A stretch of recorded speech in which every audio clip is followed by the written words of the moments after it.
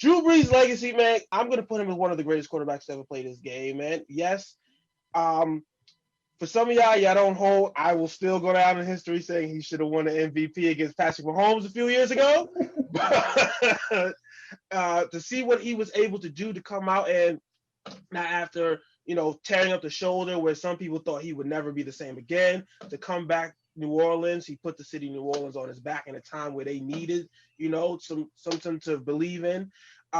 He broke tons of NFL records. I mean, to sit there and break your own record multiple years, I don't care what y'all say about the completion percentage record. I find that to be a high record right there. That shows your accuracy and your ability to get the ball into your playmakers' hands.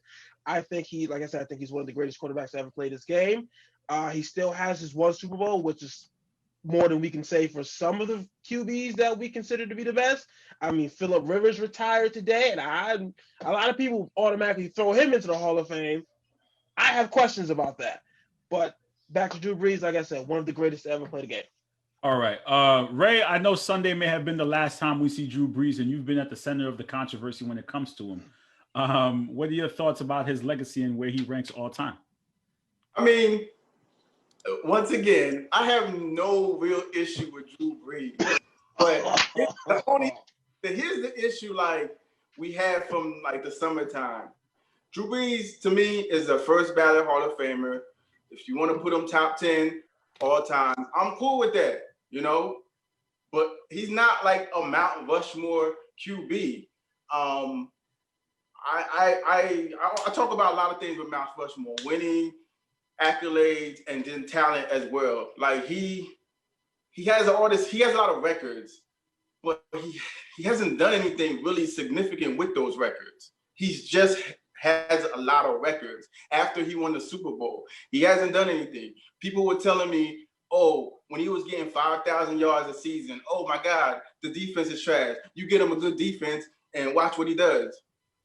They got a defense. They got a run game. And what's changed? But it wasn't the same Drew Brees at that point. It wasn't the same Drew Brees at that point. We all saw it this Sunday. He could not get the ball down the field. We all saw that this Sunday. Wait a second. 2 years, for 2 years, without Drew Brees, I think they played 9 games. That team went 8-1. So if he's okay, they're a good. We're not talking about prime Drew Brees. We're talking about 43-year-old Drew Brees. It doesn't matter if it absolutely matters. Okay, it does matter. The last 4 years, the Saints have won a total of 50 games. That's okay. Team. If you're that good, you can at least get to the Super Bowl at least one time in those 4 years. Well, in all fairness, I mean, they put themselves. A lot of teams they put themselves in the position to get to the Super Bowl, and then they blew the call on the pass interference. Okay, that was sending them bowling. No. That pass interference, guess what? It's still tied the game. They went into overtime, and Drew Brees threw an interception. People always forget that part. They were winning that game, and everybody and their mother knows it. It's not even a call. Okay, so we know where Ray stands. Okay, Ray's not taking anything away from his legacy. He's just saying he's not knocking on no Mount Rushmore. Okay, Declan, what are your thoughts, real quick, on? I agree with him. Oh, sorry, Carl. No, I agree it's with okay. him. I agree with him completely. He's not on my Mount Rushmore either. I don't think he should be on anybody's. I mean, yeah, obviously he played in the dome. He had the system. They should have done more. Stop with this dome. Like, I don't understand what is the critique against the dome. I don't understand that argument either. All right, can I get into it for a sec?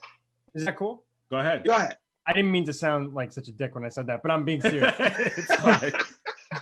It was an accident. It's okay, bro. Go ahead. Here's my thing, right? So, Northeast quarterbacks. We look at Tom Brady, Eli Manning, Big Ben, or you forget Northeast, cold weather. Eli Manning is Brett Favre too, is what I think of. Those are guys that are on these streaks, like Manning, Brady. Everyone I mentioned has some sort of streak of durability. Like, these guys don't get hurt in the cold weather cities, and that is such a disadvantage to be playing in cities like that, where you have Drew Brees who gets hurt in a controlled environment with the weather in the dome. I'm not a big believer in the dome means everything, but if you're telling me like Aaron Rodgers has got to go do it in Lambeau, Brady's got to do it in New England, Roethlisberger's got to do it in Pittsburgh, Eli's got to do it in MetLife in the wind tunnel, and then Drew Brees got to go into a dome with a head coach in a system that works when he's not there. That's how I see it in terms of if we're going to talk about does he belong on Mount Rushmore? So in that regard, I think that the dome and I think that the weather does play an impact when we really, really take it to the next level. I mean, they haven't won since 09. That's a team that they've put on some world beaters on the field, and they still haven't won in 12 years. So I think that's kind of ridiculous. Okay, so Rick, what are your thoughts? That makes zero sense. What is the correlation between injuries and playing outside and playing in the You want to know what the correlation? There's no connection there. Absolutely a correlation, 100%. It is so much easier to be Phillip Rivers and going to San Diego and stay healthy than it is. Okay, so that means do you take a little bit away from Dan Marino? Dan Marino played in Miami. He didn't play he played in warmer weather. He didn't win in that case. So, I mean, if you want to say in terms of weather, dude, I'm saying we take it away when we break it down like in specifics. But you can't tell me. I think that's nitpicking I don't know if it's nitpicking. I mean, again, I'm not the football guy here, but is that nitpicking when we're looking at weather and saying, well, this player didn't play in this weather because of like. Yeah, I think when we talk about Mount Rushmore, a lot of it is nitpicking because you got to nitpick at certain points to see who really, really, really is the great.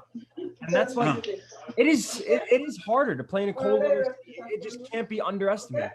Okay, I think the biggest. Rick, go ahead, sir. I think the biggest thing with Drew Brees, he kind of gets he gets a little bit of a bad head dealt to him just because you're in an era where Brady is the measuring stick. So going back to some of the things we've said as far as, all the different array of talent that he's had, had a good defense, at times, has had the benefit of being in that controlled weather environment. And think about it, not even just for all of his home games, but 2 games a year in Atlanta, 2 games a year in Tampa, you know what I mean? So the weather and the dome thing, it does kind of add to that. So you put all of that stuff together and then you put it towards the measuring stick that is Tom Brady, who so far has been, beating Father Time each time he come knocking on his door. That's where we start saying, well, how come Drew Brees ain't able to do this? Because he's been given a lot more advantages than Tom Brady has necessarily. So I think that's where he suffers more than anything. But again, we go back to the conversations we were having over the weekend. As far as I'm concerned, Drew Brees has done enough to maintain his place, where he's ranked for the generation, for the pack of quarterbacks that we're talking about currently. He's right around that 4 slot.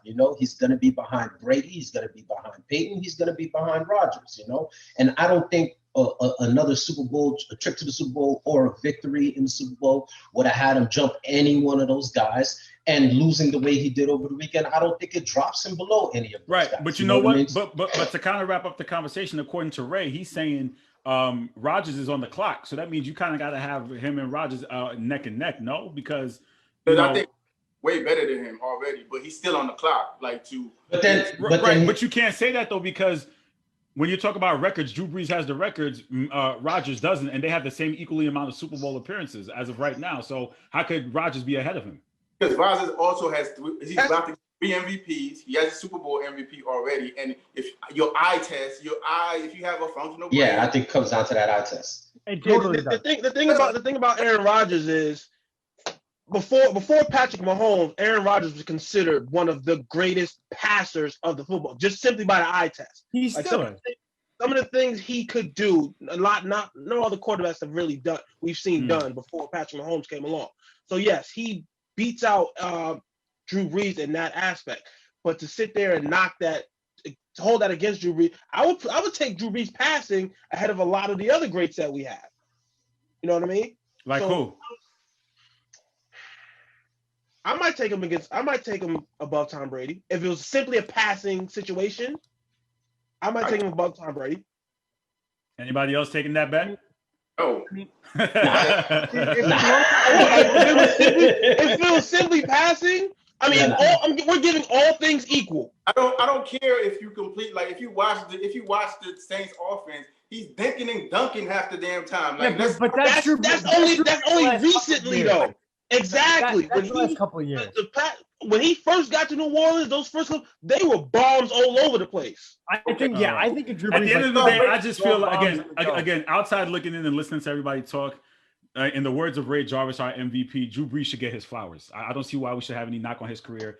Again, if you're going down the list of individual accolades and team accolades, he checks off the marks. So what else do we want? I mean, yes, he wasn't fortunate enough to make it. Everybody can't win it. Like it's just right. But then when you talk about Super Bowls, it's a team accomplishment. Is it really that much? You have to look at your coaching. You have to look at absolutely. I think again, his offense. You have to look at everything when you're talking about why didn't he make it to the Super Bowl? But as far as individual accolades, Drew Brees checks everything off for those individual accolades. If I'm wrong, tell me I'm wrong.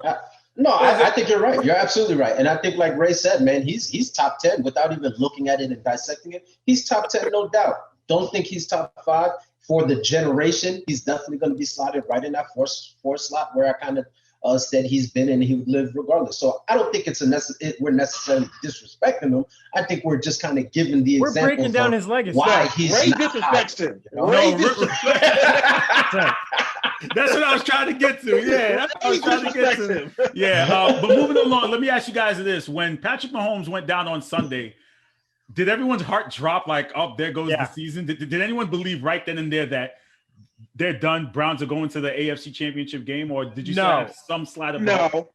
No. I thought they could finish out that game. I thought they'd be able to finish out that game. From a football and a personal standpoint, when I saw it, my heart dropped because, I saw the guy, I've had concussions, whatever. It sucks. It's a scary feeling. When you saw him, even you heard Romo in the booth, when you saw him go down, you're like, okay, oh, he's on the ground. This might be sus. Hopefully, he got the wind knocked out of him. And then he stands up and he kind of, falls back. That was just so scary to me. I hate it. Maybe it's because I'm young. I just hated to see that. I was like, oh God. It was just a sight that you'd never want to see. And hopefully he plays next week. And that's exactly the case. I think, when I saw it, it was just a matter of, I hope he's okay. You could say, well, Cleveland has a shot now. But again, I still feel like where they were at in that game, there's far too much talent on that Kansas City roster. Obviously, pulling a guy like Mahomes out, I mean, it's not like you're putting a bum back in there. You know what I mean? It's Chad, blame it on the Henny, man. The dude can play.